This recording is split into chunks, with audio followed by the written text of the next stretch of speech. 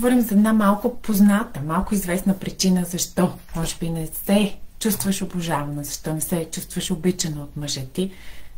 И не е това, което повечето от нас си мислят. Не е това, че той спрял да те обича или че не те иска вече.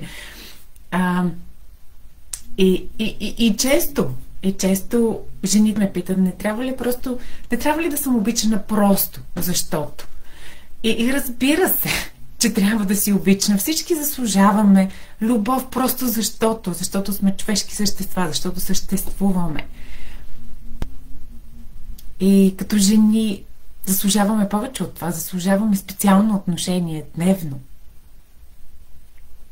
И както знаете, често споменавам, че любовта не изчезва. Обратно на това, което много често виждам в мрежата, че се говори, че изчезва, че до време. Напротив, това не е мой опит. Любовта не изчезва дори и когато връзката не носи щастие вече. Любовта е обикновено там. Но е заровена под нещо. Сега ще обясня за какво говоря.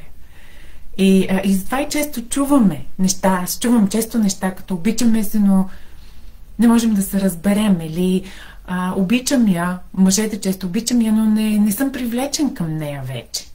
Или обичам го, но той ужасно много ме дразни. И в повечето случаи любовта все още е там.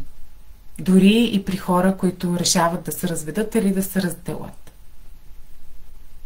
И затова е толкова болезнен.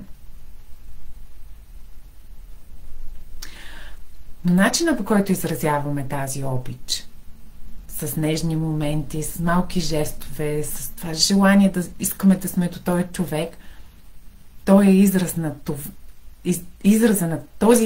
на тази любов обикновенно намалява и изчезва. И има причина за това. И затова често казваме, че не чувстваме любовта на партньора си, на мъжа си особено. Защото тия жестове, малки нежни моменти, физическа интимност, целувка тук-там изчезват. И това е много болезнено. Аз знам, аз се чувствах много самотно. И живота става сив, и бъдещето изглежда мрачно. Никой не иска да живее живот сам. Всички искаме да виждаме бъдещето си, да делиме с някой. С някой, с който се чувстваме близки, обичаме. Връзките са малко като каране на ски. Трябва да имаш умения, иначе падаш. И е болезнено. И ако не умееш да караш ски, не е приятно. Дори е трудно в началото, докато се научиш. Не можеш просто да се качиш на върха на планината и да се спуснеш с удоволствие. Не става. Има голяма шанса да се контузиш и по-лошо дори. И помня първите дни, когато аз се учих да карам ски, беше само болка. Падах, удрях се, бях се почти се отказала няколко пъти. Но не се отказах. Продължих да уча и накрая започна да ми харесва. И сега е удоволствие. Всяко качване, всеки момент е удоволствие, защото знам как, защото имам уменията. Трябва ли да можеш да караш ски без да си се научила? Очаква ли се от теб? Разбира се, че не. Всички знаем това. Учим се. Повечето от нас дори ходят и взимат уроци. Большинството имат нужда от уроци. Тогава защо очакваме да имаме връзки, пълни с близост, отдаденост и радост, без да сме научили уменията, които ни помагат да ги създадем, да имаме тези връзки. И може би сега си мислиш, да, но аз не чувствам любовта на мъжа ми. Да разбирам. Причината не е, че я няма. Той просто не я изразява тази любов в момента, ако не я чувстваш. И причината е, че обикновено имаме поведения, неща, които седат между нас и мъжете ни, които намаляват желанието му да изразява тази любов. И често говоря за контрол, знаете. Контролът е като кофа със студена вода върху желанието му да ти даде всичко. Контролът и интимността не могат да съществуват заедно. Те са противоположности по дефиниция. Ако контролираш, губиш интимността. Губиш израза на неговата любов. И може би си мислиш, аз не го контролирам, той е свободен да прави каквото си иска. И аз така си мислех в началото. Аз бях убедена, че това умение не е валидно за мен. Аз нямам нужда да го уча, защото аз го пропуснах в началото, защото бях сигурна, че не контролирам мъжа. Но контрола се появява по много фин начин обикновено.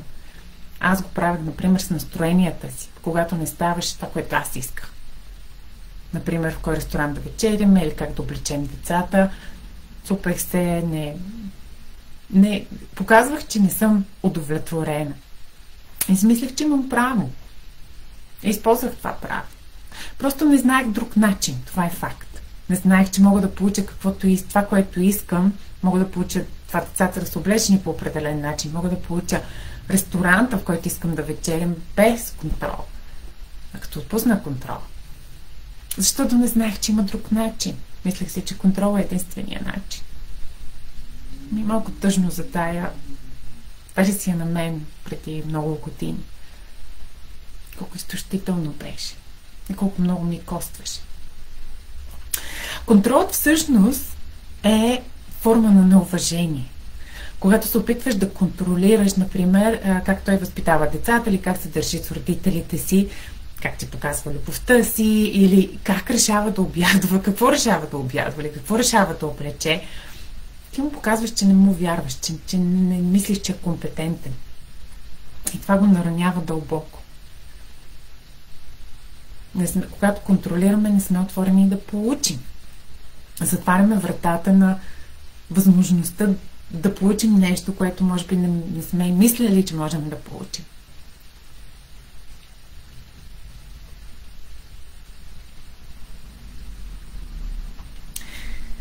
Затваряме вратата и за него, и за любовта, и израза на тая любов, който той иска да ни даде, когато иска. Когато моят мъж казваше, прави го по твой начин, оправи се. И се отдръпваше. И контрола също може да бъде в неща, като да вършиш всичко вкъщи, защото искаш да бъде направено по правилния начин. Да поемаш отговорностите за децата, всички отговорности. За да си сигурна, че ще бъде направено всичко. Свършено. Да взимаш решение за ваканциите ви или как да харчите парите, семейния бюджет.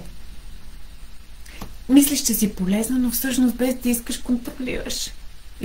И знам всичко идва от добро сърце. Аз правих всички тия неща. Да го улекота, да съм добра съпруга. И това са само някои примери за това как понякога държим любовта и желанието далеч от себе си, без дори да го осъзнаваме. И когато казвам, че помагам на жени да върнат любовта и желанието във връзките си, точно това е, което правим. Премахваме преградите, които седат между тях и възможността им да усетят и да чувстват тая любов, която така или иначе е там. Не караме някой да те обича на сила или ти да се промениш, за да бъдеш обичана, няма такова нещо.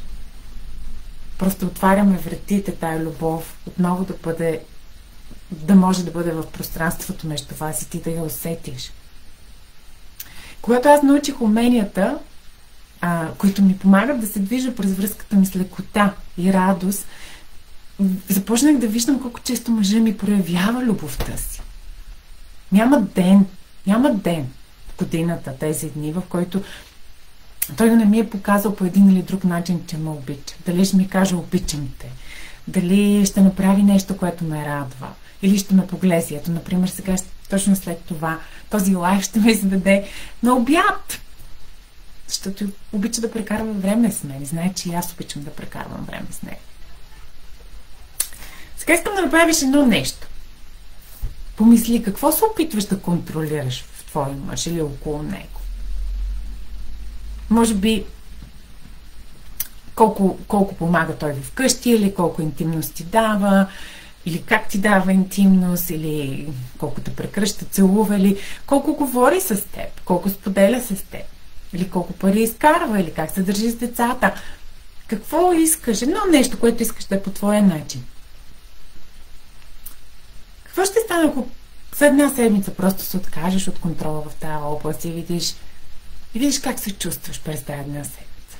Можеш да отидеш дори още по-далече и да му кажеш: доверявам ти се за това. И искам и се да чуя как ще ви се получи. Ще се радвам да чуя долу в коментари.